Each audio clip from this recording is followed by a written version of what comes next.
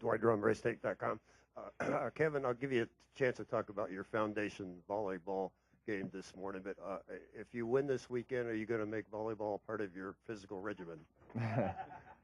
I don't think so. I think as bad as I am at playing volleyball, I think I need to keep it on the racetrack. But yeah, we had a good event this morning with brought the Boys and Girls Club, a bunch of the kids out and had a little volleyball game on the beach this morning, and had a lot of fans come out, and Wiley X and Ream were kind enough to donate $50,000 to the Kevin Harvick Foundation to help put the event on, and everybody had a good time. It's just kind of something to break the ice, and you know, really for us, it's all about the kids having fun, and I think they did that. So that was cool.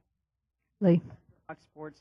Can you talk about the tapered spacers in the Nationwide Series? And Kyle Busch was telling me yesterday he thinks that the Dodges have an advantage over the Toyotas, and somebody from Chevy said the same thing. And would you like to see that brought into the Cup Series as well over the restrictor plate? Yeah, you know, I've heard Kyle complain about the restrictor plate since we had the other car, and you know, we run the same restrictor plates. I mean, the guy has won like 30 races in the last 3 years. He needs to go complain to somebody else in a different series about something else. So, yeah, I mean, Jesus, Pete. I mean, if you're gonna if anybody is going to complain, it should be everybody but Kyle Busch about winning anything in the Nationwide Series. I mean, if somebody else was complaining about it, it would be. I don't even really know how to answer that. So I'm trying not to be mean, but you know, the tapered spacer thing is neat because you don't have to put the restrictor plates on.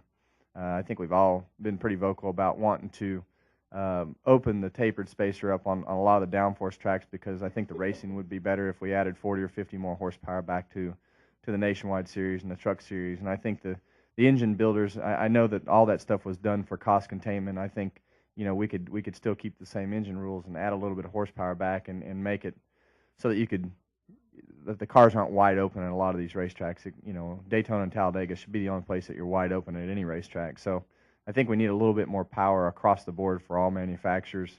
You know, the engines go back to NASCAR and get dynoed with whatever their particular plates are. You know, the Toyotas and the Chevys have the small plates with their engines. You know, I've heard Edwards complaining about, you know, his car not having enough power. So, you know, it's just a matter of where NASCAR thinks all that stuff is from a power standpoint. There's really you know, I look at it. This is the way I look at it. I don't make the rules, and it's NASCAR's job to listen to all the people that want to have opinions and complain or whatever it is, and try to make it as fair as possible. So when somebody gets a bigger plate, I say, well, they must have been way off, and we've been in that particular situation before, and it's just trying to keep the playing field level. So the Fords and the Dodges came back with bigger restrictor plates to this race from the test.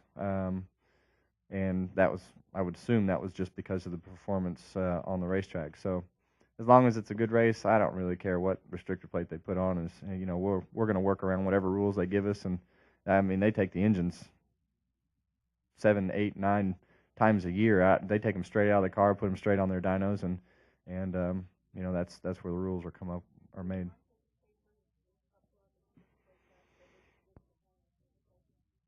Yeah, I'm sure that we could. I don't think a tapered spacer would be. I mean, it's no different, really.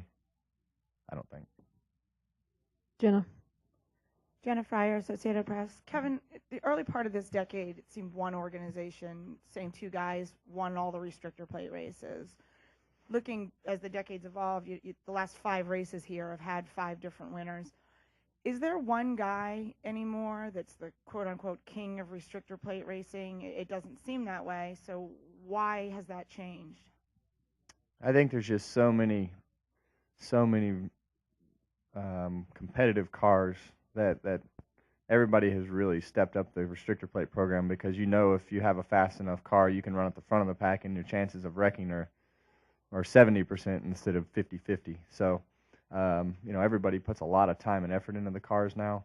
where you used to you just say, well, those are 4 races a year, and you kind of got what you've got what you've got, and we don't want to spend a bunch of money on it outside of Daytona. Now it's a year-round program that everybody spends the whole year constantly evolving their whatever cars that they have to make them better. But I think there's everybody spent a lot of time trying to figure out why those guys that were dominating those races at the beginning of the year, at the beginning of the decade, were better than everybody else. And yeah, they're good restrictor plate racers, but usually the faster cars run better. So I think the cars have just gotten better, and that's pretty much it.